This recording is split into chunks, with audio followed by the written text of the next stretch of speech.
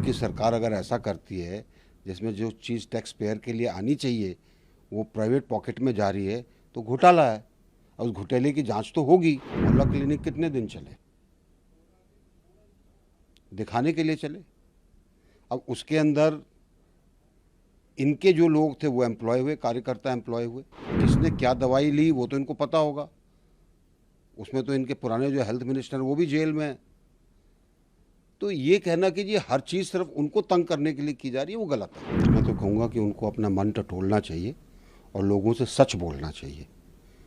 जो शराब घोटाला हुआ है जिसमें सरकार का राजस्व घटा और प्राइवेट ऑपरेटर्स का राजस्व बढ़ा, तो क्या उनके तंग करने के लिए?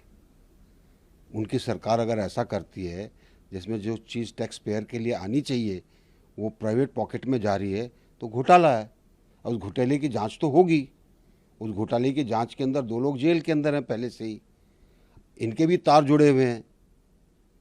तो उनको जांच से डर क्यों लग रहा अगर वो बिल्कुल सच है तो मेरा मानना है कि ऐसे मौके पर अच्छा तब होता है और आपकी छवि और अच्छी होगी अगर आप जांच का साथ देंगे। वाकई में हम समझे कि लोकसभा चुनाव को देखते हुए बीजेपी ये मास्टर प्लान कर रही है ताकि आप पार्टी दिल्ली में अपनी पकड़ ना बना पाए। ऐसा कुछ नहीं है, ऐसा कुछ नहीं है।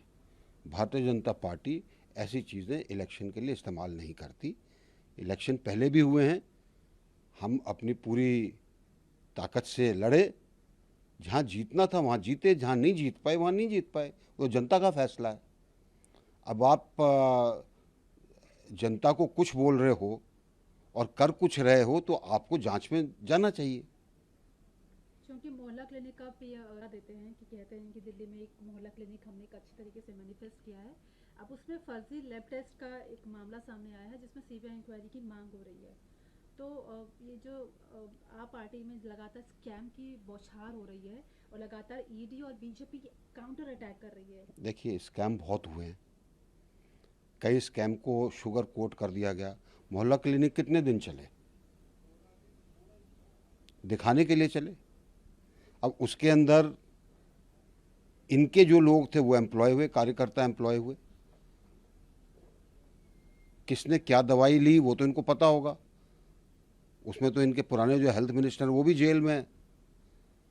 तो ये कहना कि जी हर चीज़ सिर्फ उनको तंग करने के लिए की जा रही है वो गलत है। और इसीलिए मेरा मानना है कि अगर बिल्कुल सच है वो तो जांच के अंदर जाए, क्या दिक्कत है? अभी तक पेट्रोल और कमी दिखाई नहीं दे रही है। कांग्रेस के मल्लिकार्जुन खड़गे कह रहे हैं कि 19 महीनों में 21% की गिरावट आई है कच्चे तेलों में, लेकिन आप लोग कमी नहीं कर पा रहे हैं। उनको पुनः जो है अपने आंकड़े देखने चाहिए।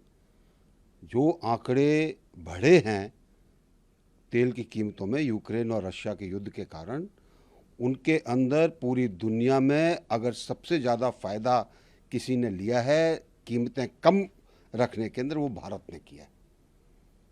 उनके टाइम के अगर आप आंकड़े लेंगे, एक टाइम वो भी था जब उनके टाइम के अंदर पेट्रोल कहाँ से कहाँ पहुंच गया था, जबकि बाज़ार का जो उसका रेट है, दुनिया के बाज़ार का रेट बहुत कम था। तो कई बार वो इन चीज़ों को नहीं देखते हैं। 22 तारीख को राष्ट्र होने वाला है। ऐसे में जो अपोजिशन है वो अलग अलग टिप्पणियां कर रहा है।